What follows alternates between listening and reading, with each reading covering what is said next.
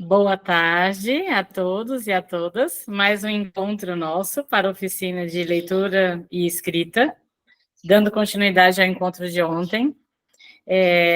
Eu gostaria de abrir esse encontro hoje com uma citação do Ailton Krenak, e para dizer para vocês que sempre que vou preparar uma oficina, eu sempre me conecto, eu sempre busco me conectar com cada um, aquela conexão que vem da alma, do coração, porque quando a gente prepara o terreno, a gente abre um portal para que o conhecimento possa ser compartilhado, né?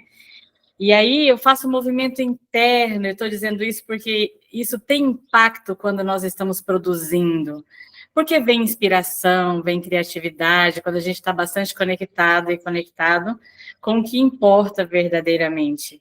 E especialmente os nossos ancestrais. Então, eu sempre faço o movimento de pedir licença para entrar na casa de vocês, e também pedir licença a toda essa ancestralidade. O Ailton Krenak, naquele livro Ideias para Adiar o Fim do Mundo, na página 14, tem uma frase que diz assim: se as pessoas não tiverem vínculos profundos com sua memória ancestral, com as referências que dão sustentação a uma identidade, vão ficar loucas neste mundo maluco que compartilhamos. Então, mais do que nunca, quando a gente vê um tempo de muita desconexão, de muito adoecimento, especialmente no que diz respeito à saúde mental, é sempre importante a gente reforçar que as nossas conexões, elas fazem a diferença para estarmos na nossa força, produzindo, trabalhando nas nossas relações. Então, ontem, professor Maxim e professora Gisele trouxeram perguntas bem importantes, e aí eu trouxe hoje, porque foi mais ou menos encaminhando para encerrar o encontro, e aí eu achei importante retomar e expandir mais um pouquinho sobre advérbios, mas também sobre vícios de linguagem. E aí eu vou fazer da seguinte maneira: vou retomar sobre coerência e coesão, fazer um resumo, resgatando o que trabalhamos, acrescentando mais um pouquinho, de repente até fazendo 1 ou 2 exercícios de maneira oral. Então, eu conto com a participação de quem está aqui ao vivo comigo. E aí, depois, eu vou expandir para aquilo que professor Maxim e professor Gisele trouxeram. E se der tempo, a gente caminha também para outros conteúdos que foram também preparados e que consegue, que nos auxilia para poder ter mais autonomia no nosso processo de escrita. Então, eu vou compartilhar uma tela aqui. É muito bom ver Monique com a câmera aberta. Da aula para a janelinha, a gente vai sentindo uma solidão, né? Dá uma certa angústia. Então, é bom ver um rostinho. Quem se sentir à vontade pode também abrir a câmera, né? Então, compartilhando a tela. Vocês veem? Abriu, sim, perfeito. Abriu, né? Então, no encontro de ontem, né, nós trabalhamos sobre a coesão e a coerência, a importância de trabalharmos os elementos de conexão que nós temos na gramática para produzir coerência, lógica, sentido do nosso texto. E aí, trabalhei aqui várias palavras que atuam no nosso texto para fazer essa ligação, uma transição de um parágrafo para o outro, porque quando a gente vai falar em coesão sequencial, é essa ideia do texto da gente ir crescendo, e a gente expandindo o raciocínio, as ideias, de maneira que sejam interconectados, interrelacionados. E são essas palavras, preposições, conjunções, advérbios, que vão atuar, ter esse papel de costurar, de fazer essa conexão. E aí, eu trouxe aqui, tem um exercício oral que a gente pode fazer agora, que essas duas frases aqui. E com essas frases, eu quero trabalhar com vocês também a importância da gente refletir sobre o contexto. O contexto ele é muito importante, porque ele também contribui para construir o sentido. Então, vejam, nós temos aqui duas frases. Quando a gente lê essas frases fora do contexto, dessa maneira que está aqui, isoladas, a gente sente que tem uma contradição. Veja, as crianças estão morrendo de fome por causa da riqueza do país. É contraditório, não é? Se o país é rico, como é que tem crianças morrendo de fome? Então, um primeiro exercício seria de que maneira, usando esses recursos que nós trabalhamos aqui, né? Todas essas palavras aqui que nós temos, conjunções, preposições, advérbios, de que maneira que a gente poderia desconstruir, desfazer a contradição que está nessa frase? Quem poderia me ajudar aqui? Como é que eu consigo? Onde é que.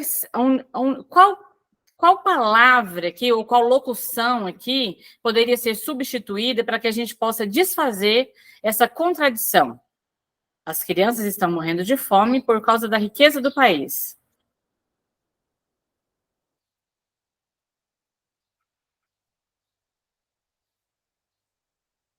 Alguém quer me ajudar? Ninguém? A gente percebe aqui uma relação de causa e efeito, né? As crianças estão morrendo de fome por causa da riqueza do país. Então, aqui, por causa, ele gera essa contradição, porque não faz sentido alguém morrer de fome se eu estou num contexto de riqueza. Então, na verdade, quando eu substituo por causa, por exemplo, apesar, eu estou dizendo que, mesmo com um país com uma abundância de alimentos, eu ainda assim tenho crianças morrendo de fome. E aí a gente pode pensar nas inúmeras razões, uma distribuição desigual das riquezas, uma desigualdade social, econômica, racial, né? Então, as crianças estão morrendo de fome, apesar da riqueza do país, está dizendo, poxa, um país rico deveria ter crianças alimentadas. Então, apesar dessa riqueza, mesmo com um país rico, a gente tem criança morrendo de fome. Na outra, adoro sanduíche porque engorda, também é contraditório. Vivendo numa sociedade que prega aí um padrão de beleza de pessoas magras, né? É algo que está sempre preocupando, está sempre assombrando essa questão de engordar. Então, se eu adoro sanduíche porque engorda, se eu penso num contexto, por exemplo, se aqui é um diálogo de pessoas que estão abaixo do peso, pessoas que estão magras demais, eu poderia, com esse contexto, desfazer a contradição. Porque quem está abaixo do peso está no sentido contrário, buscando engordar, né? Então, sempre quando a gente vai pensar a linguagem e produzir coesão e coerência do nosso texto, é necessário olhar para o contexto. Onde é que essa frase está situada? Bom, como aqui está fora do contexto, é uma frase isolada, a gente pode dizer que ela tem sim uma contradição, e aí eu poderia dizer, adoro sanduíche, porém engorda. O porém aqui, ele traria, porém, mas, né? Ele traria essa ele traria essa lógica, esse sentido de ideias contrárias. A gente poderia usar mas, poderia usar contudo, todavia, entretanto, né? Entretanto. Todas essas são palavras que têm essa função, são conjunções que expressam ideias contrárias. Então, quando a gente está lá produzindo um texto dissertativo, que seja um relatório, que seja qualquer que seja o documento, uma escrita mais formal, eu preciso estar atento, se aquela palavra que eu estou usando, ela vai expressar a função que eu desejo atingir, o objetivo e a função que eu quero que alcance, né? Então, isso tudo a gente observa, olhando para aquela tabelinha que nós, né, trabalhamos ontem. Aqui tem vários exemplos, mas não só. Como eu disse, a gente pode também usar o dicionário de sinônimo, a gente pode usar a gramática para consultar. Então, não é sobre a gente ter domínio e uma gramática decorada aqui na nossa cabeça. É a gente, especialmente, usar a nossa intuição linguística, perceber que algo está estranho ali e buscar, né? Buscar aquela informação que a gente precisa quando a gente não sabe, consultar. Dicionário, gramática, são livros para a gente poder consultar. E não que a gente tenha que ter tudo a toque de caixa, né? Tudo decorado, enfim. E eu trouxe um poeminha que vai mostrar que até a ordem produz sentido. Deixa eu ver aqui. Monique, você continua aí com essa telinha aberta e me encantando? Você pode fazer a leitura para nós desse poema? Eu vou diminuir só um pouquinho para você ver ele inteiro. Pronto, agora você vê ele inteiro. Sim. Não te amo mais, estarei mentindo, dizendo que ainda te amo como sempre quis. Tenho certeza que nada foi em vão. Sinto dentro de mim que você não significa nada. Não poderia dizer jamais que alimento um grande amor. Sinto cada vez mais que já te esqueci. E jamais usarei a frase eu te amo. Sinto, mas tenho que dizer a verdade. É tarde demais. E aí? Nossa, imagina receber um poema desse, assim? Nossa! Só da gente imaginar já doeu, né? Nossa! Me diga. A gente pode melhorar, né? Alterando aí a ordem, né? Aí veja o tanto que é bacana esse poema. Se eu ler de baixo para cima, eu vou produzir um sentido completamente oposto. Vamos lá, Monique, leia agora de baixo para cima. Já estou com vontade de rir, preciso me concentrar. Pode rir. Aprender precisa estar nesse lugar da afetividade, da alegria. Não é? Eu sou assim, eu me encanto, assim, aí eu participo demais. Vamos lá, então, isso mesmo. É tarde demais. Sinto, mas tenho que dizer a verdade. Eu te amo. E jamais usarei a frase, já te esqueci. Sinto cada vez mais que alimento um grande amor. Não poderia dizer jamais que você não significa nada. Sinto dentro de mim que nada foi em vão. Tenho certeza que ainda te amo como sempre quis. Estarei mentindo, dizendo que não te amo mais. Ai, é outra coisa, né? Melhorou? Muito! Nossa, outro nível. Esse poema acho que todo mundo quer receber, né? Com certeza. Jovina, Saulo, Gisele, Alberto, Márcia, Marieles, Maxine, se quiserem comentar. É muito importante a gente estar na nossa autoconfiança quando estamos produzindo os nossos textos, porque a gente vai acessar esse lugar da criatividade. Então, mais do que ter uma gramática e um dicionário decorado, é importante a gente dar espaço para a criação, porque, por exemplo, a gente pode, como vimos na dissertação da Célia, trabalhar uma dissertação, um texto teórico, mas com poesia.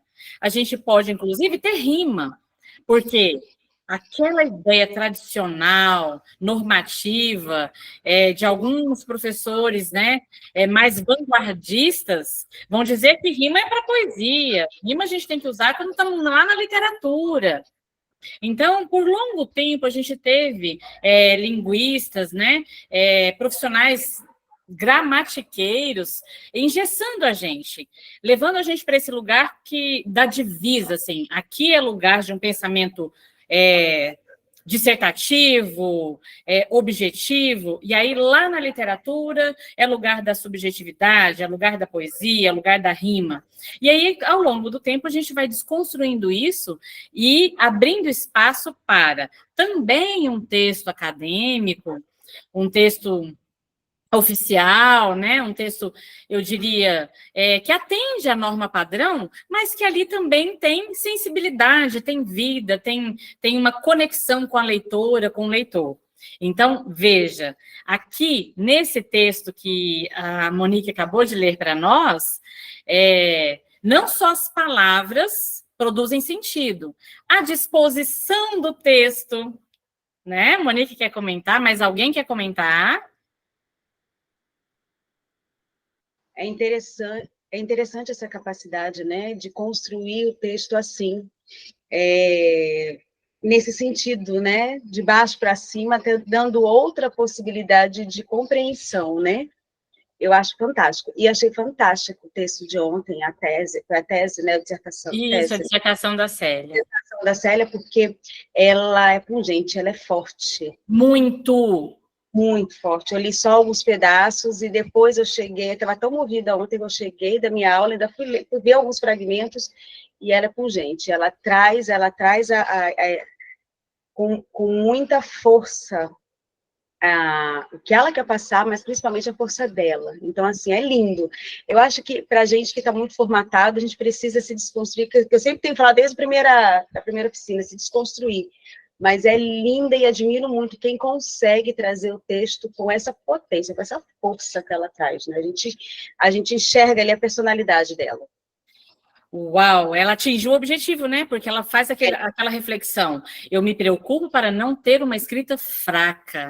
Essa palavra pungente, você é bem poética, né, Monique? É uma palavra forte, bonita, né? É isso mesmo. É uma escrita pungente. E ela fala ali na dissertação de onde é que vem essa escrita pungente. É do território, é da ancestralidade, né? Ela vai falar da importância. Esse texto que eu li do Krenak acabou de dizer isso, né? Essa memória ancestral, essa conexão. Então, quando estamos escrevendo, é sempre importante. Na escrita também não há separatividade. Assim como a gente aprende com indígenas que não há separatividade entre ser humano, natureza, somos natureza, quando a gente vai escrever, isso também deve ser considerado, para que essa escrita ela esteja assentada nesse território, nesse conhecimento ancestral, e dialogando com aquele conhecimento não indígena, que a gente também quer ter domínio. Nesse caso da oficina, a língua portuguesa.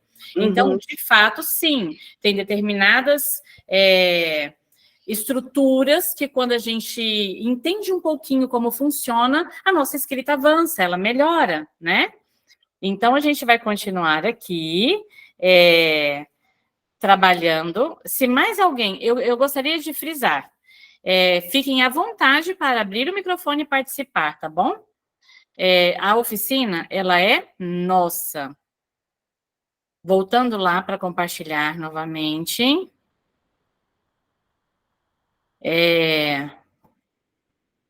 Só um minutinho, vamos lá. Pronto. Já está, já vem aí? Abriu. Sim. E aí, então, eu vou retomar um pouquinho do que conversávamos ontem, a partir das perguntas, né, das contribuições do professor Maxine e da professora Gisele. E aí, sempre pensando, estamos aqui discutindo linguagem. Como é que eu produzo um texto claro, objetivo, que alcance, né, o meu leitor e a minha leitora. Então, a gente vai ter na nossa linguagem estruturas, elementos, recursos linguísticos que vão trazer essa força para o texto, deixá-lo coerente, coeso, pungente, como disse a Monique, né? E a gente também vai ter na linguagem elementos que enfraquecem o texto, prejudicam o conteúdo do texto, né? Então, esse arquivo eu vou compartilhar também, só para dizer que é um material que eu fiz específico para nós, ele não é um material didático, então é um material de uso meu, então eu não tenho nenhuma preocupação aqui em fazer revisão, pode ser que vocês encontrem erros, e aí é justamente para a gente praticar, não se apeguem à forma, mas sim ao conteúdo. Então, veja, quando ontem a professora Gisele falou, né, do problema do vício da linguagem, isso acontece na nossa fala e também acontece na escrita, porque é muito comum a gente levar da nossa fala para a escrita os nossos hábitos, sejam eles bons hábitos ou hábitos não tão adequados. Quando a gente vai pensar em gramática normativa, quando a gente vai pensar o que é vícios de linguagem para a língua portuguesa, muitos linguistas, gramáticos, eles vão dizer que são desvios. Então, vícios de linguagem são entendidos como desvios da língua padrão, ou seja, é quando eu não atendo à língua padrão e sem intenção, muitas vezes eu faço isso até sem perceber. Então, pode ser por descuido, mas também porque eu não tenho domínio, eu não tenho conhecimento daquela regra determinada ali dentro da língua padrão. Então, os vícios de linguagem, a gente também vai precisar olhar para o contexto comunicativo, porque, como eu disse já aqui, né, tem espaços que a gente não vai ter tanta cobrança da língua padrão, não vai ter tanta rigidez. Para o uso, né, dessa língua formal, dessa língua padrão.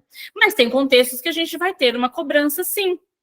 E aí, então, aquilo que, de repente, é considerado vícios de linguagem numa determinada região, eu fiquei bastante reflexiva com a pergunta do professor Maxim, né, se o gerúndio, em algum momento, ele foi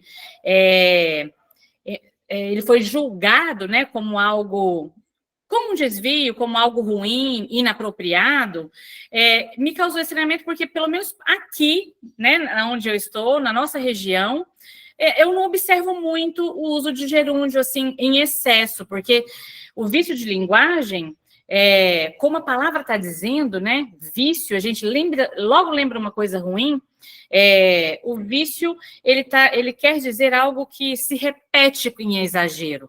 Então, aqui na nossa região, eu não vejo muito, a não ser o gerundismo, como eu falei ontem, nas áreas de atendimento, quem trabalha com atendimento. E, realmente, a gente deve evitar os desvios. Por aquelas razões que eu disse, às vezes causam cansaço, às vezes causam incômodo para escutar, né? E aí a gente vai ver aqui alguns vícios. A Gisele trouxe assim, então, e aí eu olhei, né, falei, mas assim, então, não sei se seria vício.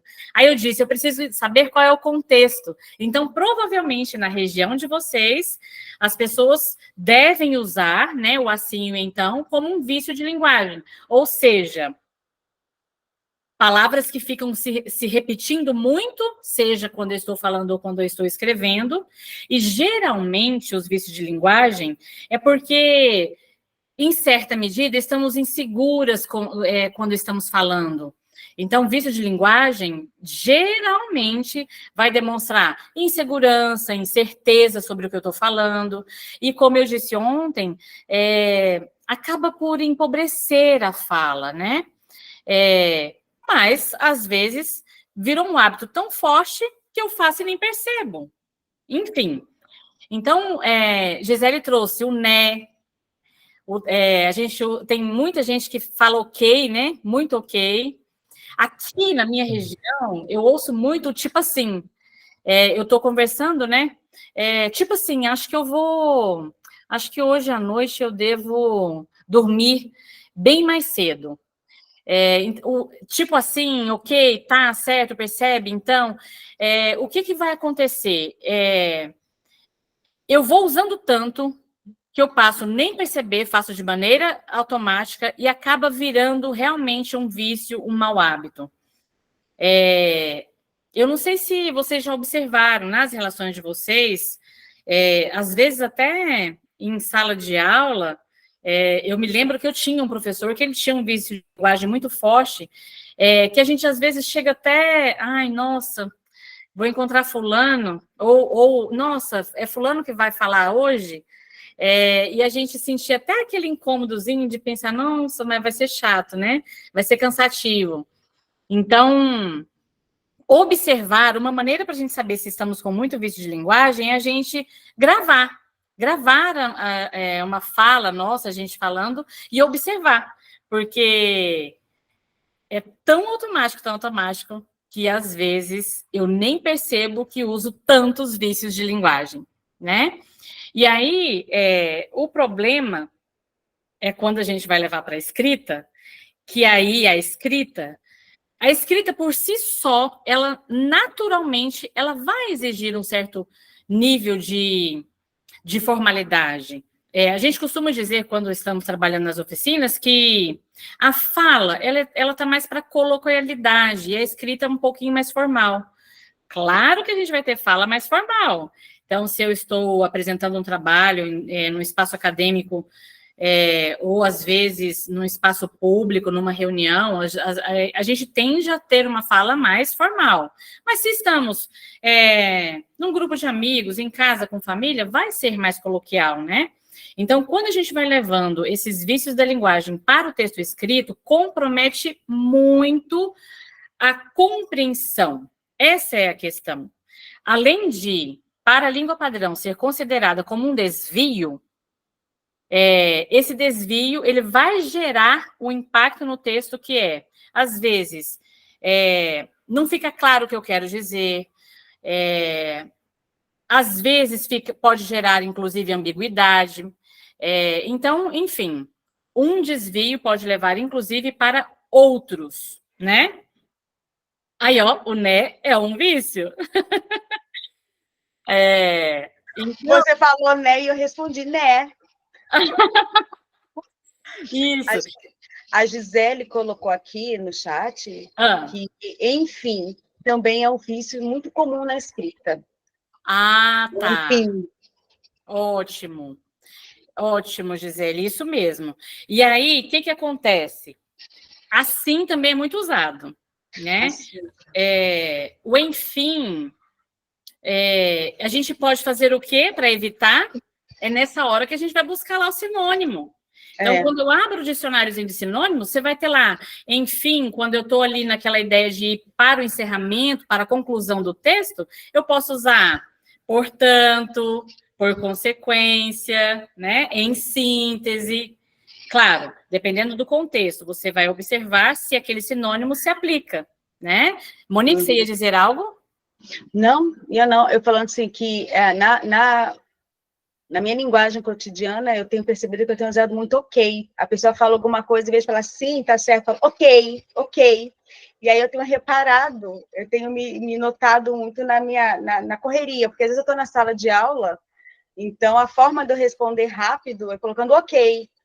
E aí a gente precisa, né, se controlar em alguns momentos para dar uma resposta adequada, porque nem todo mundo eu posso estar respondendo dessa forma. Ai, obrigada por sua colocação. Exatamente. Não tem problema, porque, de fato, no dia a dia, a gente está querendo essa dinamicidade.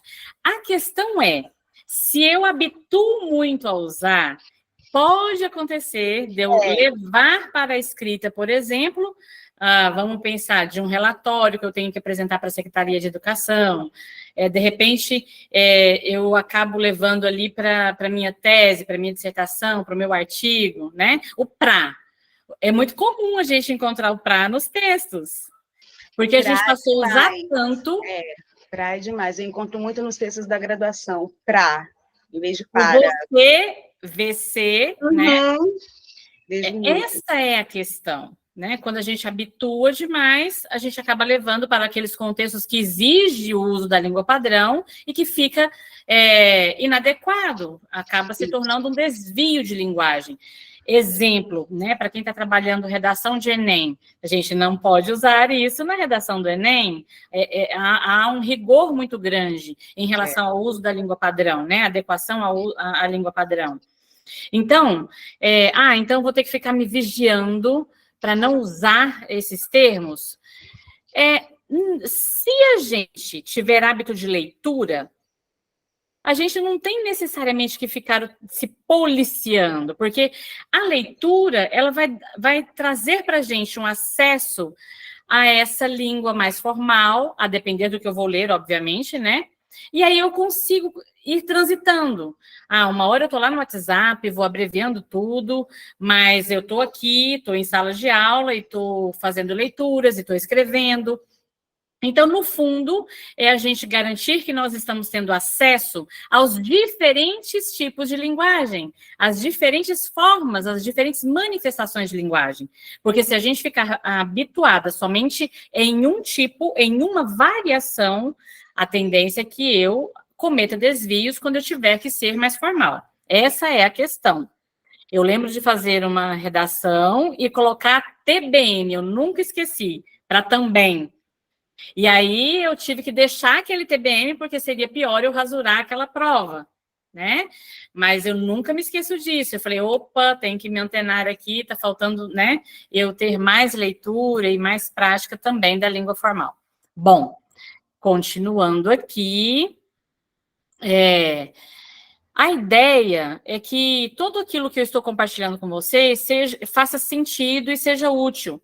Então, eu vou só falar para vocês os tipos de vícios de linguagem, mas eu não vou ficar explicando cada um deles, porque não faz sentido, faz mais sentido eu olhar isso lá dentro do texto do que ficar explicando teoria, né? Mas olha só os nomes. Tem vícios de linguagem são vários, né? Solecismo, barbarismo, estrangeirismo, pleonasmo vicioso, ambiguidade, cacofonia, arcaísmo. Então, a gente não vai aqui ficar presa, né, à teoria, no sentido de ficar explicando o que é cada uma dessas palavras, mas vamos trazer aqui para o contexto, né, aplicado ali no exemplo. Solecismo e barbarismo está mais para os desvios, por exemplo, concordância, quando eu não faço a concordância adequada, lembra? Por exemplo, as famílias estão em decadência, um exemplo. Então, aqui, ó, as famílias. Então, quando eu não faço a concordância e deixo família no singular, as famílias poderia ser considerado um vício de linguagem. Agora, tem alguns que são são também bastante comuns, como o estrangeirismo. Vocês devem estar observando aí o quanto de palavras do inglês a gente traz para dentro da língua portuguesa, sendo que para aquela mesma palavra poderia estar sendo usada na língua portuguesa.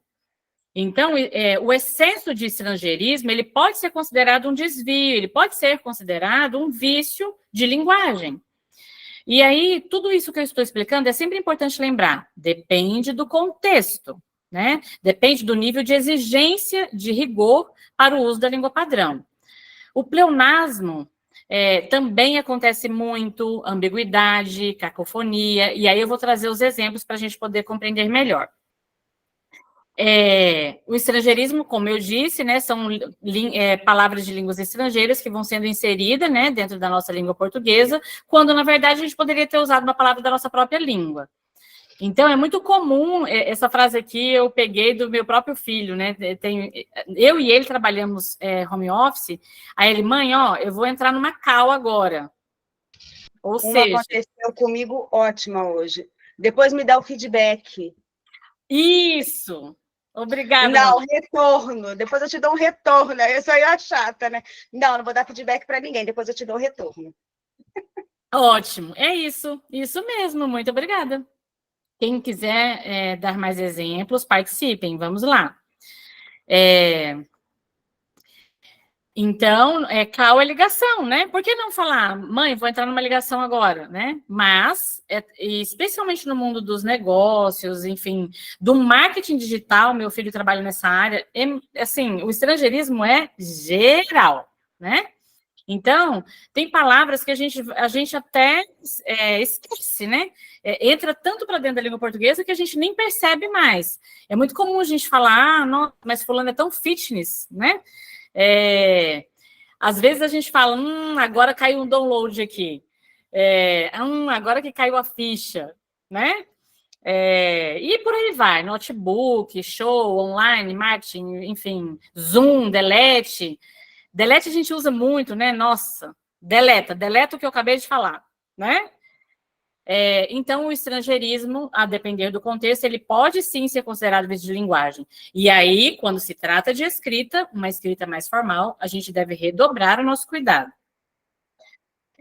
Pleonasmo é aquele exagero, é aquela redundância, e a gente usa muito, muito, muito, que é o subir para cima, descer para baixo, entrar para dentro, sair para fora, ambos os dois.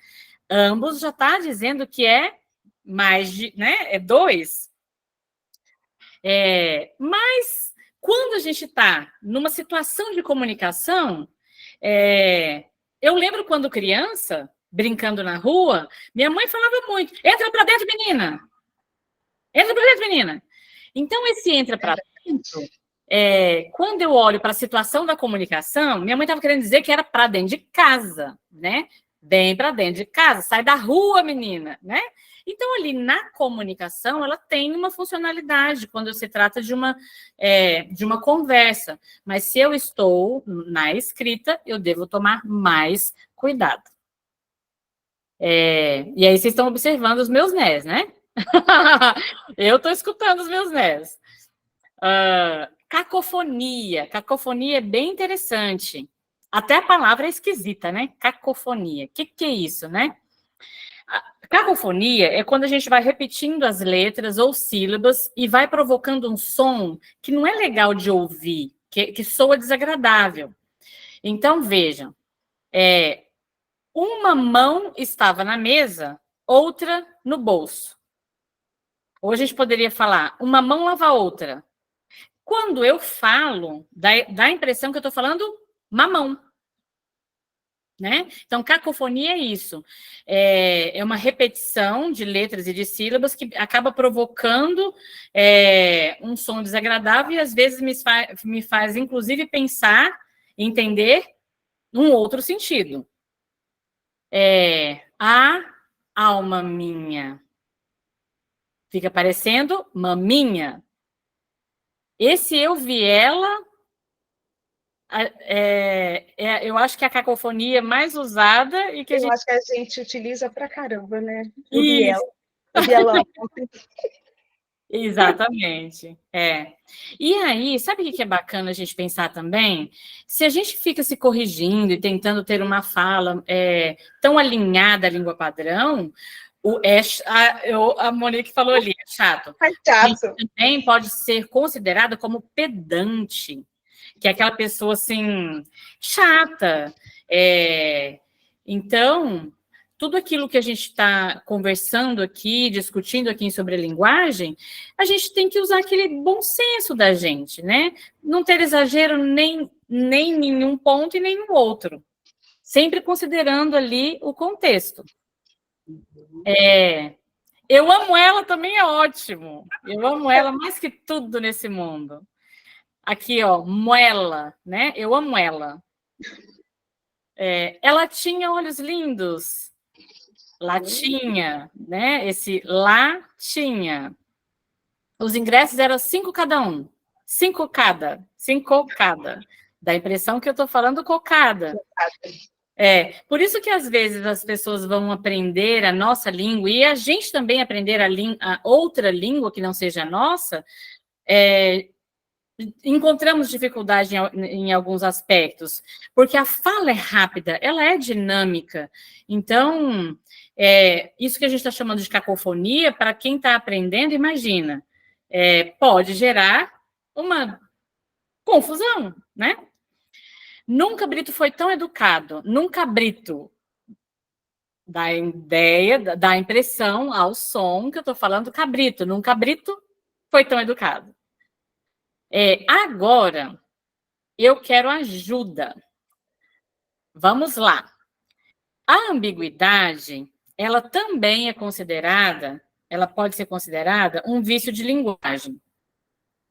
E a ambiguidade, quando estamos escrevendo, discutindo ideias, essa deve ser evitada a todo custo.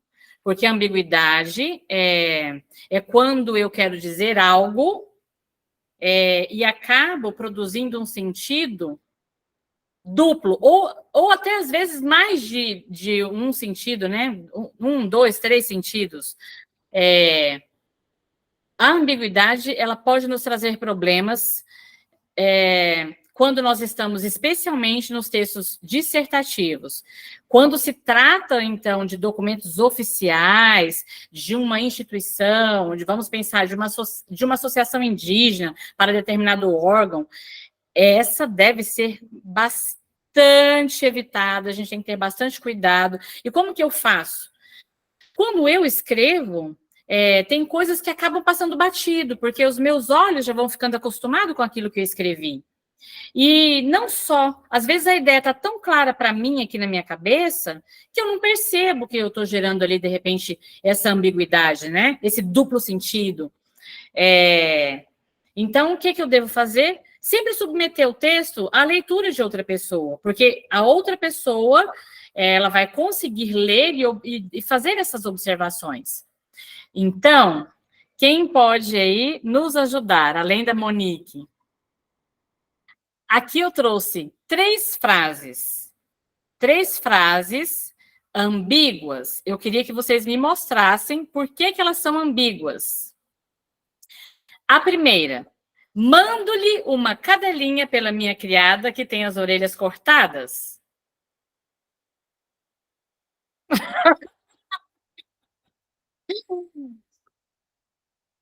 Só a Monique hoje conversando comigo. Não que eu esteja achando ruim, eu estou adorando. Cadê o povo, gente? Ui, eu acho que só tá nas 2 mesmo. Pode ser, né? As câmeras estão aí escondidinhas. O que acontece, então? Mando-lhe uma cadelinha. Suete. Vamos perguntar de Juliane. Vamos participar, gente. Juliane, você pode responder à professora? Ou Natália? Vamos participar, Paulinho. O que acontece aí nessa frase? Mando-lhe uma cadelinha pela minha criada que tem as orelhas cortadas. O que acontece aí? Coitada da criada, coitada. Jovina, Gisele, Júlia, Marieles, Alberto, Martilene.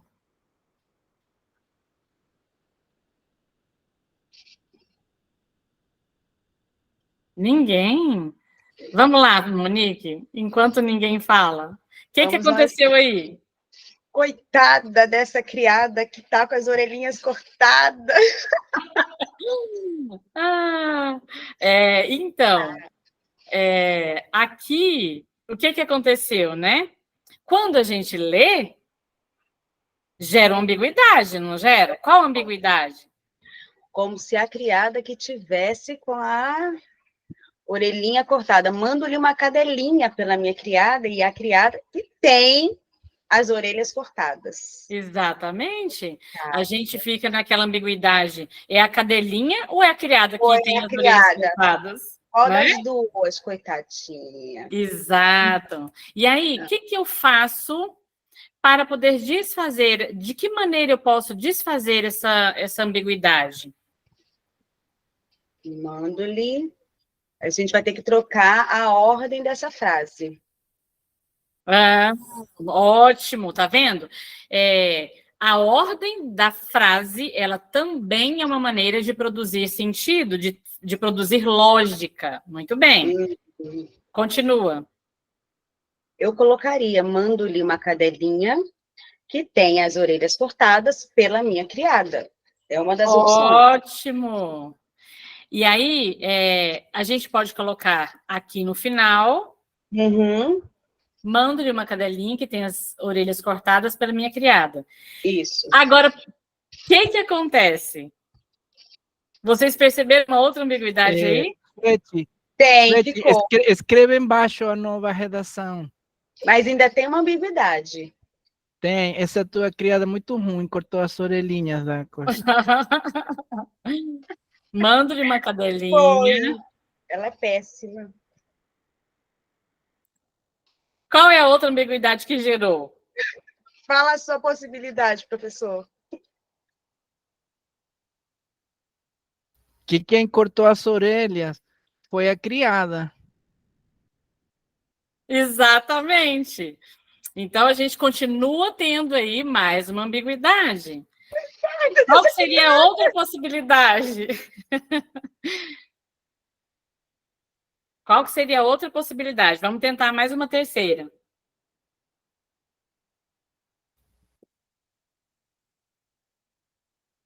O que eu poderia fazer para desfazer essa última ambiguidade? Vou dar uma dica. Se a gente usar vírgula, a gente pode trazer um terceiro sentido.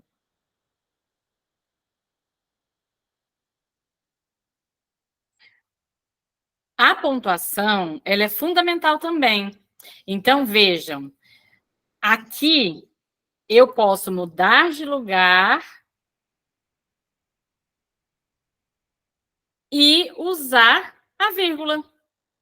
Então, vejam, uma única frase, ela pode produzir, só aqui, né, que a gente está vendo, 3 sentidos diferentes. Então, essa terceira possibilidade de sentido, eu estou dizendo que eu estou mandando essa cadelinha que está com as orelhas cortadas pela minha criada. Concordam comigo? Concordo. Tanto é que eu falei, estou fazendo um movimento de vírgula, você viu na hora que eu falei, mas eu não falei vírgula, eu falei, fiz o movimento da vírgula, mas eu não falei, quer dizer, se a gente não põe a vírgula, a gente perde totalmente o sentido da frase, né? Exatamente. Incrível. Exato. A gente altera o sentido, né? É. A gente altera. E isso é um risco quando eu estou trabalhando, né, um texto dissertativo, um documento. A gente pode gerar, inclusive, problemas gravíssimos. Eu tenho um texto aqui sobre, eu não sei se vocês já viram, falando só sobre vírgula, frases, assim, é bem bacaninha, que eu também posso compartilhar aqui com vocês, para ver o impacto que é o uso inadequado da vírgula. Vamos continuando. Vi o ladrão da janela. E agora? O que acontece aqui?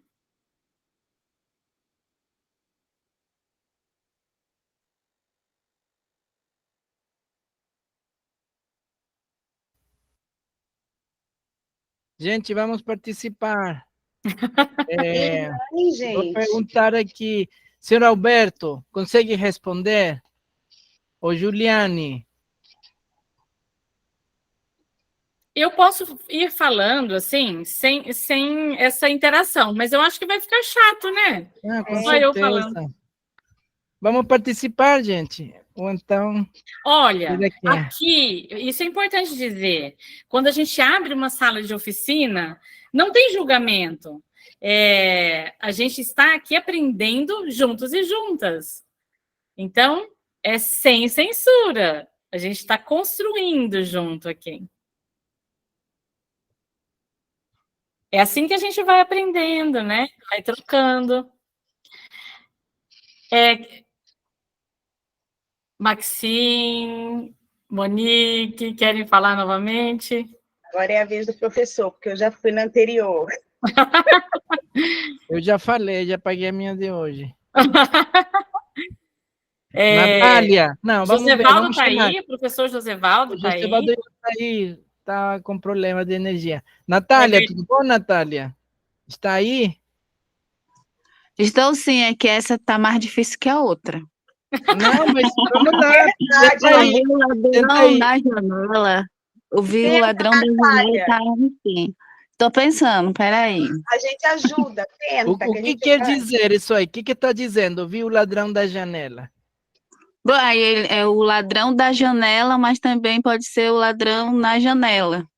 Ah, Ah, muito bem. Muito bem. É isso mesmo, muito obrigada. Então, como é que a gente pode resolver? Agora vamos tentar resolver, né? Nessa primeira, quando eu leio Viu o ladrão da janela, o que dá a entender de imediato? O que eu penso na hora? O primeiro sentido que me vem na cabeça. Viu o ladrão da janela. Primeiro sentido que me veio.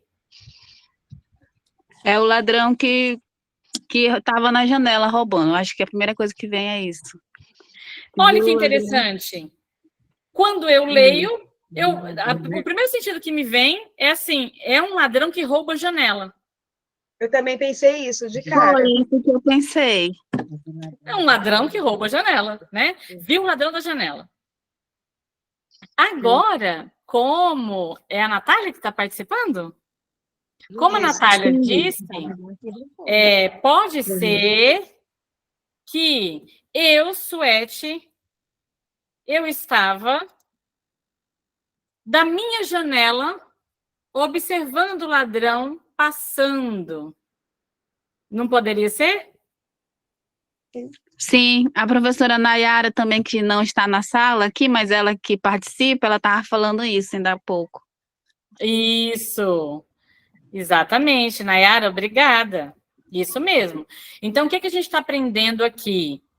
Da importância do uso da vírgula de maneira adequada, né? Para eu, Para eu produzir o sentido desejado. E o próximo aqui, ó. Comprei o retrato do menino.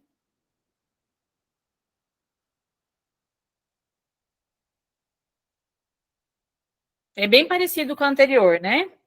Eu acho que só trocaria o um, né? Não, ainda ficaria. Comprei um retrato do menino. Bom. Comprei o retrato do menino. Comprei um retrato de um menino, ainda ficaria. É bacana, não é? A gente refletir sobre a linguagem. Sim. Eu acho gostoso isso. Comprei o retrato do menino. Eu poderia entender no primeiro sentido que seria o quê?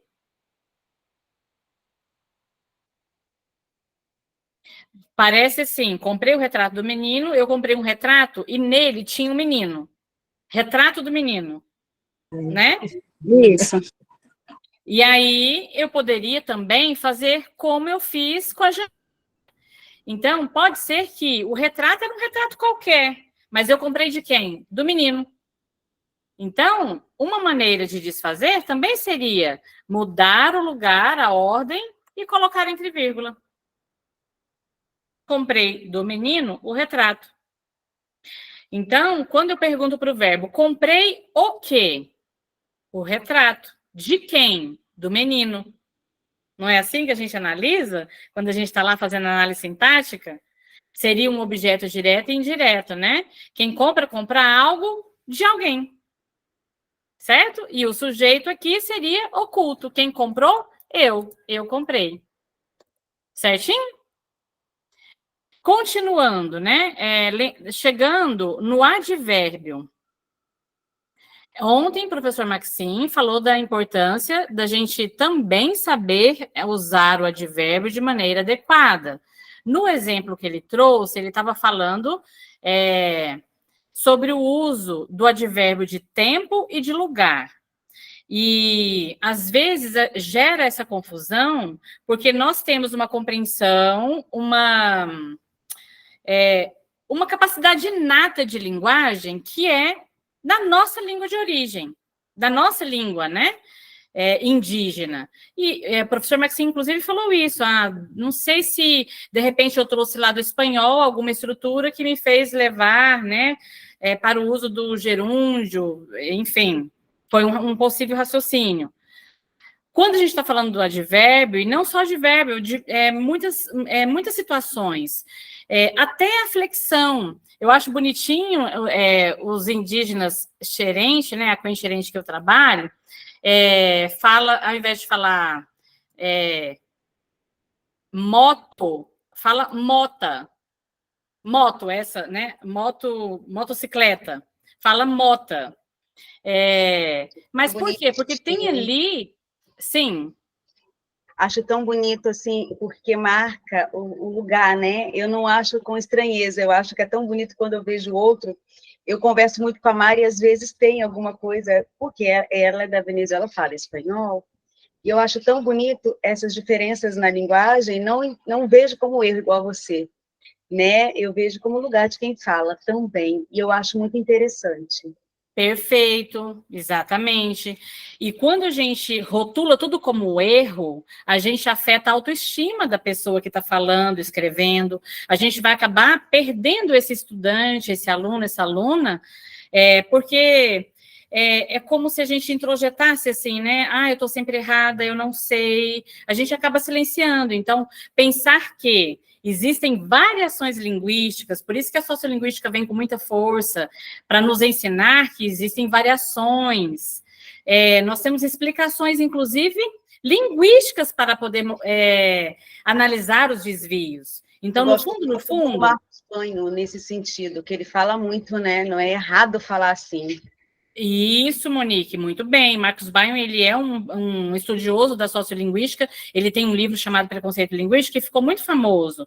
Então, no fundo, nós temos variações linguísticas. E, quando eu estou sendo cobrada a falar a língua padrão, quando o contexto exige a língua padrão, aí eu posso dizer que determinada fala ou determinada escrita teve determinado desvio. Um desvio de linguagem, mas o quê? De acordo com a variação da língua padrão. E a língua padrão é somente uma variação, diante de tantas outras infinitas variações linguísticas, como, por exemplo, pensando no nosso país, quantas variações linguísticas não são faladas, né? Isso mesmo, Monique, são muitas. E aí, quando eu escutava, né, os aquém, os xerentes falando a mota, eu sempre achava muito bonitinho. Mas olha o que eles fazem. É uma inteligência linguística. Eles compreenderam que no português nós temos o gênero feminino e masculino, não é assim? E geralmente o ele na verdade, o artigo A, ele é um artigo feminino. O artigo O é um artigo masculino. E aí, olha qual que é o raciocínio. Então, se eu estou diante de um artigo feminino, esse substantivo, então, teria que terminar com A. Perfeito, que inteligência. Isso é uma inteligência linguística. Máximo, que inteligência. Isso, exatamente. Quando a gente percebe que o nosso aluno, a nossa aluna, está usando da sua capacidade de fazer associações linguísticas, a gente valoriza, a pessoa consegue ficar na sua força, na sua autoestima, de que ela simplesmente está aprendendo uma língua diferente e ela está na observação e fazendo comparações, associações, né?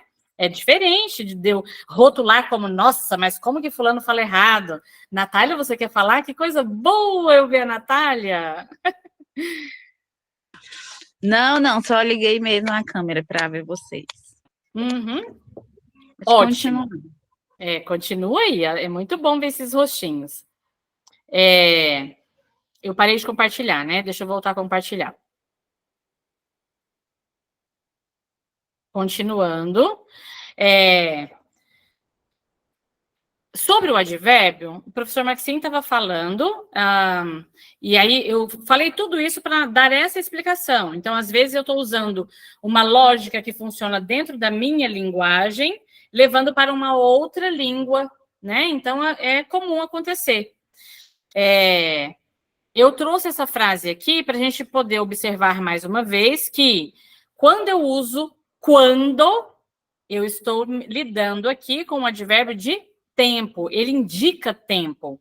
Quando for 9 horas, toda a comunidade estará reunida no Malocão, onde será realizada a comemoração do Dia Nacional dos Povos Indígenas. Então, aqui, ó, quando está relacionado ao tempo, e o onde, ele está funcionando aqui como um advérbio de lugar. Porque, para não repetir Malocão, lembra que a gente trabalhou coesão ontem? Quando eu quero um texto claro, objetivo, leve, eu evito repetição. E aí, quando eu quero evitar repetição, eu vou buscar aquela coesão de referência, ou seja, quais são as outras referências que eu posso usar para substituir? Para evitar a repetição da palavra malocão, eu usei onde. Mas por que eu usei onde? Porque se trata de lugar. Lembra? No outro encontro, eu expliquei a diferença entre onde e aonde, né? São diferentes. Aonde dá a ideia de movimento. Onde é permanência. Veja, é no malocão. É uma ideia de permanência, de um lugar. Aonde é essa ideia de movimento. Lembra? Usei até o exemplo, eu nunca esqueço, até hoje eu escuto a vozinha da minha mãe. Onde é que você pensa que vai, hein, neguinha? Aonde, né? Movimento. As aldeias indígenas, ou a aldeia indígena, é aonde eu quero estar, né? É para onde eu quero ir, a ideia de movimento. E aí, são muitos advérbios. Importante lembrar que em português a gente faz a concordância, mas não são todas as classes gramaticais que a gente faz concordância. Substantivo a gente faz, como esse que a gente acabou de fazer aqui, né? A moto, eu posso colocar no plural, as motos. Então, aqui eu estou fazendo a concordância de plural e também de gênero. É uma palavra feminina. Apesar de terminar em O, é uma palavra feminina.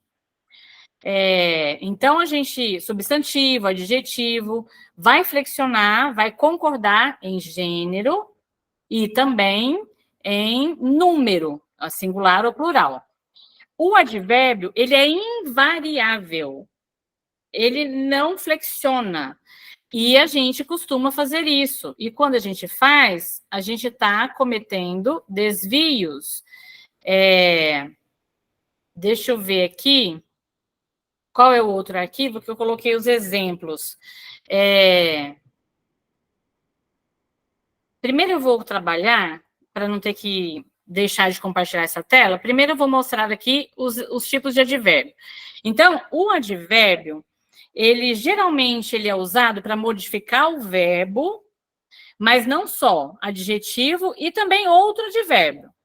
E o advérbio, ele sempre vai trazer para a gente aquela ideia de uma circunstância. Então, pode ser uma circunstância de tempo, eu dizer em que tempo que está acontecendo uma determinada ação. Eu posso imprimir uma ideia, uma circunstância de intensidade, de lugar. Então, nessa tabelinha aqui, a gente tem vários exemplos. Lugar, aqui, longe, perto, junto, acima, ali, lá, atrás, à direita, à esquerda, embaixo. De tempo, breve, cedo, tarde, já, agora, outrora, imediatamente, ainda, hoje, amanhã. É interessante que, geralmente, quando a palavra termina em mente, é advérbio. Então, se é advérbio, eu tenho que lembrar, não vou flexionar, não vai nem para feminino, masculino e nem para singular plural. Terminou em mente, geralmente é um advérbio. Então, pode indicar a ideia de ordem. Sabe quando eu estou escrevendo um texto? Primeiramente, gostaria de pontuar que, né? E aí a gente segue. Ultimamente, depois. Modo é bastante usado. E são vários também, né? Bem, mal, depressa. Caminhei, por exemplo, caminhei devagar essa manhã. Melhor, pior, bem, rapidamente. Intensidade, quando eu quero mostrar ali, né? Colocar ali uma força, uma intensidade na descrição, ou que seja o que eu esteja escrevendo. Muito, pouco, mais, menos, tão, bastante, quanto. Afirmação. E aí vai, eu vou deixar aqui para vocês consultarem. Negação, não, qual, nada, tão pouco, nunca, nem, absolutamente. Isso tudo. Então, a gente vai ter de intensidade, afirmação, negação, dúvida, inclusão, tudo são advérbios. Quando a gente fala em locução adverbial, é quando tem mais de uma palavra. E quando tem somente uma palavra, é advérbio. Locução é mais de uma. Bom, até aqui, ok? Vou parar de compartilhar essa para trazer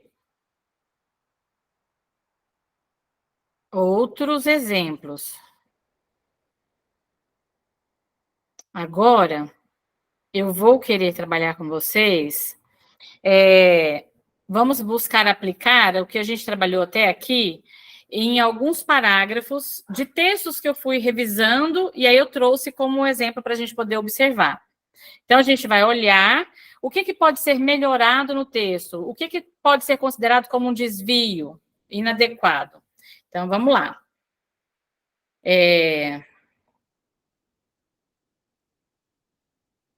Pronto, está aqui. Eu quero que vocês me ajudem agora a observar o que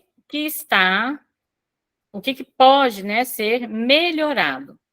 Vamos aí, Natália, vamos na força e vamos na fé. Então, aqui é um texto dissertativo, né? O autor, ele está usando um autor, né? Eu quero dizer assim, o autor desse texto aqui, que eu fiz o recorte, né? Eu trouxe um recorte de um texto que eu fiz a revisão. Ele está discutindo determinado assunto e ele vai usar o autor Fialho. 2008 é o ano da obra. Então, ele vai dizer, Fialho, vírgula, nos aponta dizendo que a partir de antigas e novas trocas no campo da construção, constrói-se o conhecimento por meio da rede de incentivo entre alunos e professores, o que reflete a importância de partir da realidade dos alunos no ensino e aliar-se aos próprios. Pronto. O que a gente pode observar e, de repente, contribuir para deixá-lo com mais coerência, com mais clareza, com mais objetividade? Querem começar? Aí, fazendo uma recapitulação, assim, busquem aí na memória de vocês o que trabalhamos desde o primeiro encontro até aqui.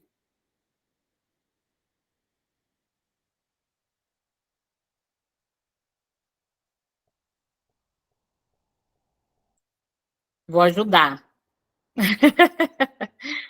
A professora vai ajudar. Vamos lá. Logo no início aqui, o que a gente observa? Nós temos aqui um probleminha com o uso da vírgula. Uhum. De acordo com as regras, né, da língua portuguesa, nós nunca mesmo, não tem nenhuma exceção, nós nunca vamos separar o sujeito do verbo. Então, aqui, a vírgula ela está inadequada. Uhum. Certo? Certo. E aí, a gente vai continuar, então, analisando. Eu gosto de fazer essas perguntas aqui. Deixa eu até levar elas lá para cima. Muitas vezes, quando a gente quer melhorar um texto, a gente deve se perguntar, tem algo que está repetido? Alguém falou? Tem algo que está repetido? Aí, então, eu vou observar. Está repetido? Eu posso fazer uma substituição? Essa é uma maneira de eu melhorar meu texto. Tem uma outra também, que eu demorei a aprender, e é tão simples, mas é porque a gente se apega tanto ao texto que a gente escreve, que a gente fica querendo manter. Mas tem hora que eu tenho que me perguntar, será que esse trechinho aqui desse texto ele é necessário mesmo? Será que eu não posso tirar? Dói tirar, porque quando a gente está... Eu vou até parar aqui para olhar para o rostinho de vocês, Natália e Monique. Dói tirar, porque a gente demora tanto para conseguir produzir, para escrever, a gente fica naquela dor de cortar o texto da gente, mas às vezes é o que vai realmente ajudar para o texto melhorar. Então, lembrando, eu não jogo nada fora, eu retiro, levo para um outro arquivo, porque se eu precisar daquele trechinho em algum outro momento, eu posso aproveitar, né? Então, voltando lá no texto, é necessário ou eu posso tirar? E aí, então, eu também devo me perguntar, essa ideia está clara ou ela está confusa? Eu posso melhorar? Eu posso reelaborar? E aí, para isso, para a gente melhorar e reelaborar, a gente vai usar tudo isso que falamos até aqui. A gente pode trabalhar a pontuação, a gente pode olhar os elementos de coesão e coerência, a gente pode fazer as substituições, a gente pode mudar a ordem. Então, vamos pensar juntas aqui o que pode ser feito nesse caso. Então, a gente já sabe que essa vírgula ela precisa sair. Fialho nos aponta, dizendo que a partir de antigas e novas trocas, no campo da construção, constrói-se o conhecimento por meio da rede de incentivo entre alunos e professores. Vejam, aqui nós temos dois verbos. Fialho nos aponta dizendo. Dizendo tá a mais, né? Isso. Quando eu tiro, olha só como fica mais direta a ideia. Fialho nos aponta, vejam aqui embaixo, ó, que a partir de antigas e novas trocas. Percebem? Tanto que fica direto, fica objetivo. Não é? É melhor. Isso. Aí, também, aqui, entre vírgulas, eu tenho no campo da construção. Então, ele está dizendo que a partir de antigas e novas ideias, aonde? No campo da construção. Mas, logo em seguida, esse autor está dizendo assim, ó, constrói-se o conhecimento por meio da rede de incentivo entre alunos e professores. Então, se ele está dizendo constrói-se o conhecimento, já fica subentendido que eu estou tratando de construção. Campo da construção. Isso, então eu posso tirar no campo da construção, porque ele não é necessário aqui. Sim. Certo? Agora, certo. Eu gosto... Opa, eu mudei aqui a tela, peraí. Aí, eu gosto sempre de dizer, é muito importante respeitar o autor. Sempre que eu vou fazer revisão, eu tenho um respeito muito grande. Por quê? Porque, às vezes, eu repito uma determinada frase, uma determinada ideia, porque eu quero dar ênfase. Então, eu estou sempre conectada com o autor do texto para saber se essa foi a intenção, né? Bom, aqui não havia necessidade. A gente pode retirar. Não é algo que compromete a escrita. Pelo contrário, vai deixar ela mais clara e objetiva. Então, Fialho, vamos aqui embaixo, nos aponta que a partir de antigas e novas trocas, constrói-se o conhecimento por meio da rede de incentivos entre alunos e professores. Aí, continuando, vamos analisar agora o finalzinho. O que reflete a importância de partir da realidade dos alunos no ensino e também de aliar-se aos próprios. Aqui embaixo, eu acrescentei a vírgula. Percebe aqui no texto original não tinha vírgula. Aqui, ó. A importância de partir da realidade dos alunos no ensino. Vejam, não tinha vírgula. Por que eu coloquei a vírgula? Quando eu uso a vírgula em períodos mais longos, eu também contribuo para ajudar o leitor a compreender a minha ideia. Então, veja, o que reflete a importância de partir da realidade dos alunos no ensino e aliar-se e de aliar-se aos próprios. Então, eu acrescentei aqui um também e um de. Por quê? Realidade dos alunos no ensino e aliar-se aos próprios pareceu assim um pouco estranho. Então, quando eu acrescento, veja, a importância de partir da realidade dos alunos, onde no ensino acaba ficando como um aposto, está entre vírgula, é uma ideia que eu acrescento. E também eu sinalizo para o leitor, usando também, que eu vou acrescentar mais uma ideia, mais uma informação. E também de aliar-se aos próprios. Essa é uma possibilidade. Agora, se eu uso aquela ideia da coesão por referência, olha o que eu posso fazer com essa última frase e que pode trazer uma melhoria bem significativa. Olha como que ficou aqui embaixo. A importância de partir da realidade dos alunos e também de aliar-se a eles no processo de ensino. O que vocês acham?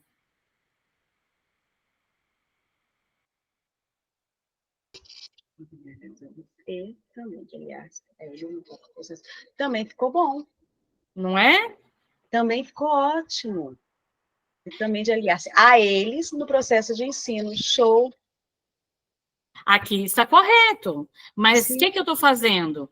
Eu estou sempre refletindo e pensando, dá para melhorar? Para que... Porque o nosso objetivo sempre é o quê? É nos fazer entender. Né? Esse olhar aos pouquinhos, olha como que vai melhorando aquela escrita inicial, né? Quando faz aquelas as perguntinhas que você indicou, e a gente se baseia nelas, a gente vai conseguindo melhorar o entendimento da ideia do texto. Isso é muito interessante, né? Isso, exatamente, Monique, exatamente. E aí, o que a gente chega à conclusão? Que escrever leva um tempinho, é um esforço, porque a gente cria uma ilusão de que, não, tem pessoa que tem o dom de escrever, nossa, escreve que é uma beleza. Pode até ser que ela tenha um pouquinho mais de facilidade, mas não é só isso, não.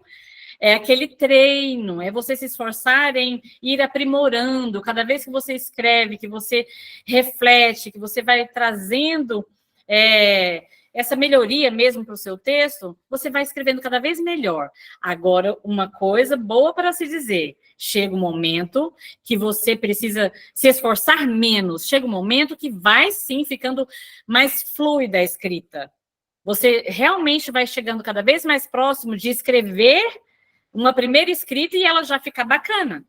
Mas, inicialmente, não. Não é assim de início. De início, leva um tempinho. E é tudo aquilo que a gente, às vezes, diz que não tem. Não, professor, mas eu não tenho tempo, não.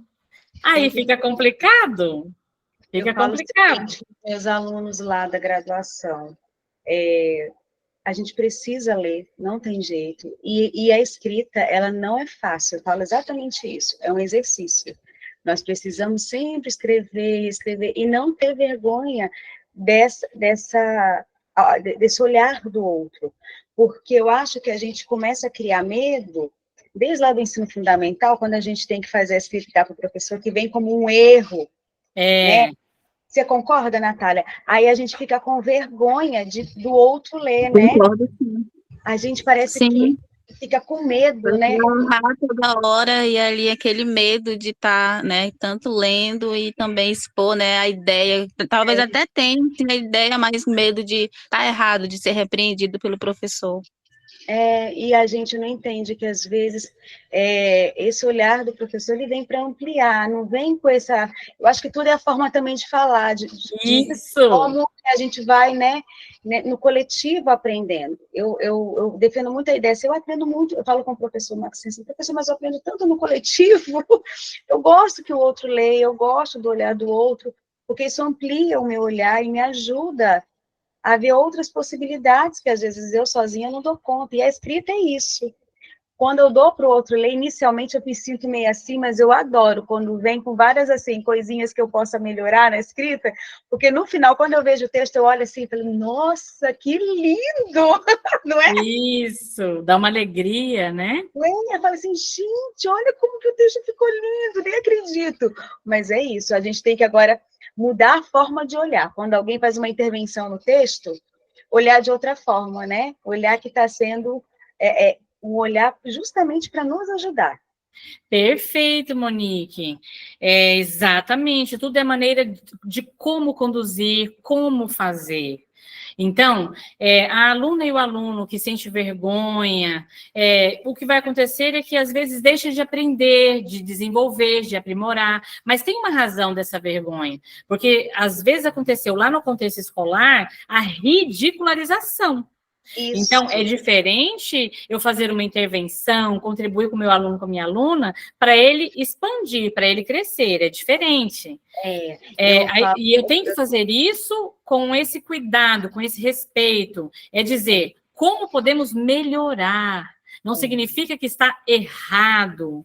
A gente tem que olhar com esses olhos generosos de ver que aquele aluno e aquela aluna entregou o melhor que tinha. Claro, a gente sabe que tem aluno preguiçoso, a gente não está falando disso, né? Eu falo que eu atuo assim lá na educação infantil. Como eu estou lá e estou na universidade, às vezes meu aluno fala assim, na criança, né? Porque não são crianças, fala assim, tia, mas eu não consigo. Eu falei, lógico que você consegue, porque você tem que fazer do seu jeitinho, porque só o seu jeitinho é especial. É do seu jeitinho, não tem o jeito certo ou errado. A tia quer ver o seu jeitinho, vai lá que vai ficar lindo. Aí quando ele traz, eu falo, eu incentivo. Olha que maravilhoso, que lindo, só você dá conta de fazer desse jeito. Eu acho que é isso, eu acho que a gente tem que começar a intervir de forma diferente. E quando eles estão assim, eles estão aprendendo as primeiras escritas, né, que eles começam, e sem querer, eles fazem espelhada a letrinha, eu falo, nossa, que lindo, você fez certo. Mas eu só acho que a sua letrinha está olhando para outro lado. Será que ela pode olhar para o outro ladinho, para o ladinho certo? E aí eles acham o máximo isso. Eu acho que é a forma como a gente faz a intervenção. Exato, Monique, perfeito. E isso a gente pode levar desde o ensino infantil até o ensino superior. A Gisele me tocou bastante, né? Acho que não sei se foi no primeiro ou no segundo encontro, ela falou sobre isso. Nossa, eu posso ensinar com mais afetividade, né? Então, não é porque... Como a gente chega no ensino superior, está lidando com adultos, a gente acha que não precisa mais ter esse cuidado, né? E precisa sim, especialmente quando a gente está falando de desenvolvimento de linguagem, de leitura, de escrita. Porque o que acontece? No ensino superior, a gente chega com toda essa história acumulada de bloqueio, de dificuldade, de vergonha que passou. Então, a vergonha ela está ligada a algum evento traumático de uma ridicularização, de uma piadinha que fizeram comigo, de uma inferiorização. Então, quando chega para a gente no ensino superior, a gente tem que lembrar que é um adulto, sim, mas que tem um estado interior de uma criança que muitas das vezes não foi acolhido e passou por diversas situações, né? Então, o como dizer é importante. E aí, o que é legal? Você vai gastar um tempinho, você que está aqui comigo ao vivo ou assistindo a gravação, vai gastar um tempinho inicialmente? Vai. Não tem fórmula mágica. Eu tenho que ler, escrever, reescrever, quantas vezes for preciso. Mas o que é bacana? Vai chegar aquele momento que você vai estar escrevendo com mais leveza, fluindo a escrita, uma escrita leve, em que você consegue se expressar de maneira coerente, objetiva, clara, porque escrever bem, eu vou dizer mais uma vez, não significa ficar buscando termos difíceis, palavras técnicas demais, não é sobre isso. Então, eu posso escrever uma linguagem simples, clara, mas eu posso trazer para o texto outros elementos que vai deixar ele pungente. Adorei a palavra da Monique hoje. Quais são esses elementos? Eu vou usar, de repente, palavras, né, que conecta mais, que traz mais sensibilidade. Eu vou usar uma ordem do texto que traz, de repente, um estilo de uma escrita que chama atenção, que prende a atenção. Então, eu tenho vários outros elementos para deixar o meu texto bem escrito. Eu posso escrever o meu texto e dialogar com outros autores e autoras, dialogar com aquele ancião, com aquela anciã que me traz conhecimento e sabedoria. Eu posso trazer a rima, posso trazer a poesia. Então, escrever bem, a gente precisa refletir. O que é escrever bem? Escrever bem o que é e para quem? né? Para mim, escrever bem, é muito importante que o público para quem eu estou escrevendo entenda. Escrever bem para mim, regra número 1 é essa, que eu seja compreendida, né? Então, isso é importante. Como fazer é muito importante. Continuando aqui, eu vou trazer mais uma frase. E aí, eu marquei de coloridinho as palavras que se repetiram. Então, o que a gente vai fazer aqui? A gente vai lembrar da coesão por referência. O que significa isso? As palavras que estão repetidas, eu posso substituir, mas também eu posso omitir, retirar, porque às vezes não precisa repetir. Quer ver? Vamos ver.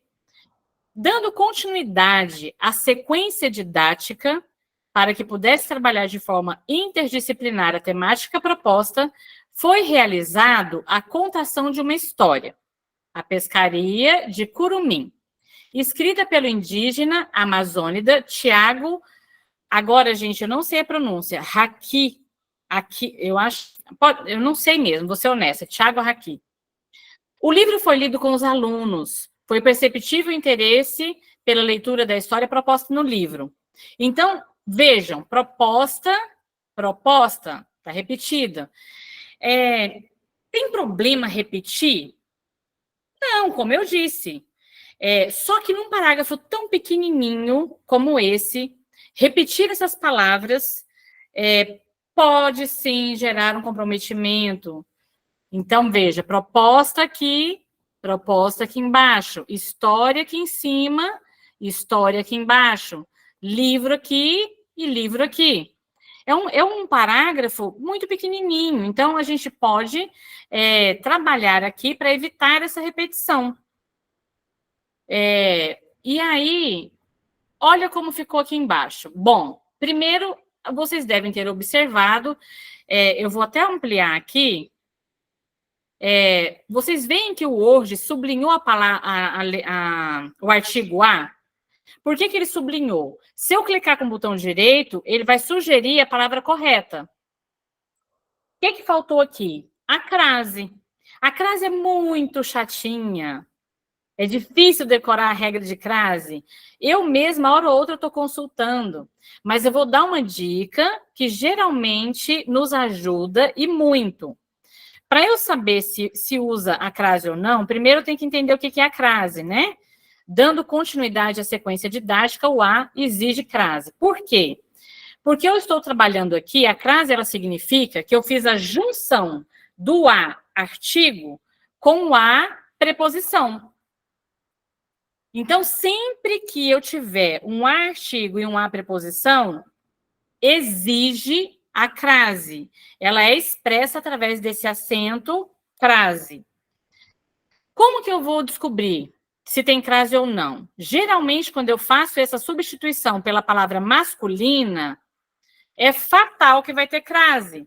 Então, vejam, se eu fosse substituir pela palavra debate, dando continuidade ao debate, vocês concordam comigo que ao é a mais o? Então, se é a mais o, eu tenho um a preposição e um o, que é o artigo. O que significa isso? Logo, se trata de uma palavra feminina, como é o caso, dado continuidade à sequência, vai exigir crase.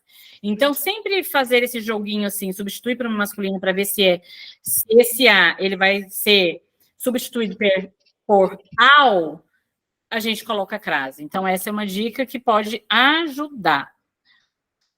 Eu mandei um texto para o professor Maxime e tiveram duas crases que eu não tinha colocado. A gente realmente tem hora que nós passamos e não damos conta da crase. Eu falo assim que só depois que eu consigo ver o meu erro. Na hora que eu termino e mando, eu não consigo identificar. Isso é fato. Às vezes falta uma vírgula, faltou uma crase. Exatamente. E aí eu achei legal que ele voltou com a crase. Eu falei, ai, meu Deus, eu nem tinha visto a crase ali. Exatamente, não tem problema nenhum nisso. É isso, é esse exercício. Exatamente. Aí a gente começa, eu falo isso, eu adoro quando me corrigem, e aí a gente olha, porque quando a gente vai reescrever e vai escrever outro texto, a gente já sabe esse pequeno detalhe. Ó, vou ficar de olho, né, nessa situação, a crase. Eu lembro muito mais quando vem assim. Eu acho isso Exato. interessante. Ótimo, exatamente. E não tem mal nenhum nisso, a gente erra sim, né? Inclusive eu, que sou formada em letras, a gente erra, esquece, ou porque a gente realmente, como eu disse, eu não tenho uma gramática dentro da minha cabeça e um dicionário completo. Graças Esses a Deus, livros, né? graças a Deus, eu Nós tenho mais somos coisas para humanos, pensar. Agora, conforme a gente vai desenvolvendo, a tendência é errar menos, né? Mas não significa que está livre de erro. Todo texto é passível de revisão. Todo texto é passível de revisão. A minha tese, eu compartilhei com vocês, mas ela ainda não foi revisada, porque a postura do meu orientador, ele não exigia revisão. Mas quando eu for publicar, eu quero que ela passe por revisão. Por quê? Porque todo texto é passível de ser revisado, e a tendência é torná-lo ainda melhor, né? Isso. É sobre isso. Então, veja, vamos ver como que ficou aqui a reescrita para poder resolver as repetições.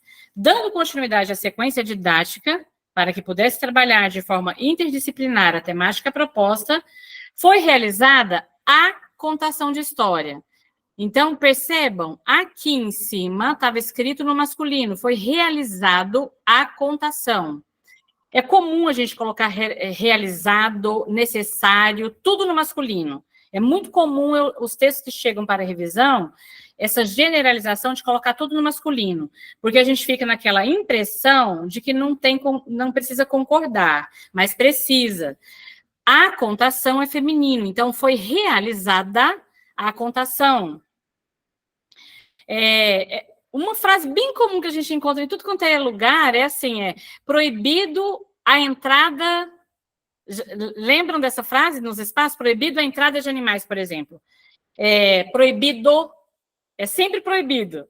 Porque tem ali no inconsciente, ali, né, do falante, de que proibido não tem variação, mas tem. Proibida a entrada. Proibido o uso de celular em sala de aula. Proibido o uso, né? Bom, continuando aqui. Foi realizada a contação de uma história, A Pescaria de Curumim, escrita pelo indígena amazônica Tiago Raqui. O livro foi lido com os alunos. Foi perceptível o interesse deles por aquela leitura. Vejam, o que eu fiz? Eu só cortei. Vocês concordam comigo que não precisava? História proposta no livro? Sim, concordo. Não foi uma coisa bem simples de resolver? Verdade. Às vezes a gente fica quebrando a cabeça, mas porque a gente não cogita de que tem momentos que eu só vou precisar retirar. Verdade. E vai ficar bem escrito, claro e objetivo, né? Porque, na verdade, aqui já estava falando, quando eu falo perceptível interesse deles por aquela leitura, aquela leitura, ele está remetendo ao que foi dito anteriormente. O que foi dito anteriormente? Uma história que foi proposta no livro, né? É isso. Bom, como a gente já... Foi bacana que eu consegui praticamente trabalhar tudo. Esse aqui eu deixo para sábado. Eu vou parar por aqui em razão do horário. E eu gosto sempre de finalizar, né, para escutar um pouquinho vocês. Está caminhando, né, para encerrar? E aí, então, no sábado, a gente continua. Eu só estou com uma preocupação, de estar sozinha no sábado. O professor pediu para a gente confirmar se vai manter no sábado, se vocês vão poder estar presentes no sábado, né, professora Sueli? Sim, sim. E aí, vocês vão poder participar no sábado? Falem conosco. Eu posso. Pronto. Não vai estar sozinha, Não vou estar sozinha. Senhor Alberto, Martilene, Sí, Eu também puede vou también. participar. Puede Vai. ser, sí. Sí, sí Ai, puedo. show. Ai, maravilha, maravilha. Que bom. Então vai dar. Então vai. Então, pronto. Ó, Martilene falou que vai participar sábado. Então vai dar certo. Já deu certo, já. Tá. Só não podia ficar sozinha. Ai, ótimo, então. Aí eu também gostaria de sou ouvir que vai vocês. participar. Então, para a gente poder fazer o fechamento, eu gostaria de ouvir, o conteúdo trabalhado foi útil, querem trazer, né, algum conteúdo que querem que eu trabalhe no sábado? Vamos aproveitar esse momentinho? Tem algo que vocês gostariam de ver, que eu posso preparar, incluir no planejamento para sábado? Quero escutar vocês. Saulo, Patrícia, Natália, Alberto, Marchilene, Diolimar, Jovina, Márcia, Arlene. Quem mais? Abre o microfone e o coração de vocês para mim. Ó, eu vou começar, já que todo mundo está com vergonha hoje, eu vou começar, então. Adorei os exercícios, adorei a questão da vírgula, eu acho que a gente pode trabalhar mais no sábado a questão da vírgula, né, que você falou do textinho com a vírgula, que eu acho interessante que a falta da vírgula e a vírgula em excesso, eu lembro dos primeiros textos, quando eu comecei a chegar na graduação, e eu lembro que eu mandei para o meu orientador, eu trabalhava a questão das narrativas. Ah lá, Saulo falou que vai participar também. A Lene também no sábado, que bom. Ui, que delícia, gente! Maravilha! Oh! E aí eu falo que o primeiro texto que eu mandei, eu nunca vou esquecer, que ele falou assim, Monique, pelo amor de Deus, você esqueceu que existe a vírgula? Aí eu já respondi para ele, totalmente. E aí eu reli o texto e aí sempre pontuando. Eu acho que a falta da vírgula e o excesso de vírgula, eles causam problemas e é legal a gente poder ver mais no sábado. O que você acha, Ótimo. Natália, sua sugestão? Anotado. Vamos trabalhar mais vírgula.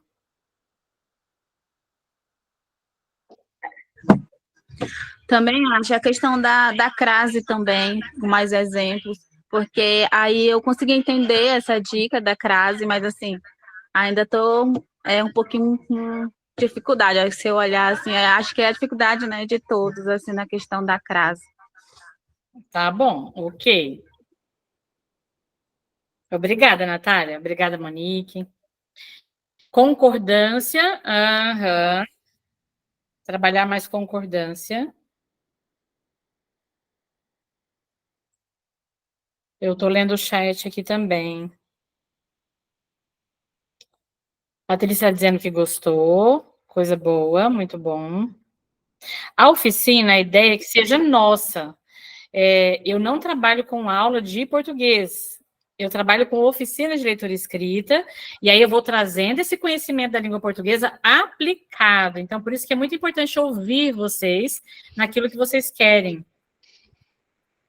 Ó, e a Patrícia também confirmou que vai estar sábado conosco. Isso é muito bom. Vai ser lindo, gente. Que delícia. É bom que sábado a gente tem um tempinho a mais.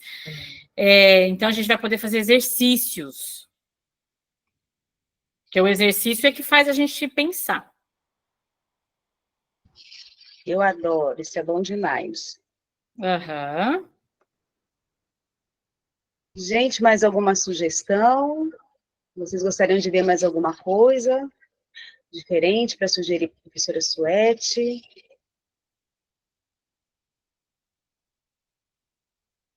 A Márcia está dizendo que está sendo bastante proveitoso, né? Isso é muito bom.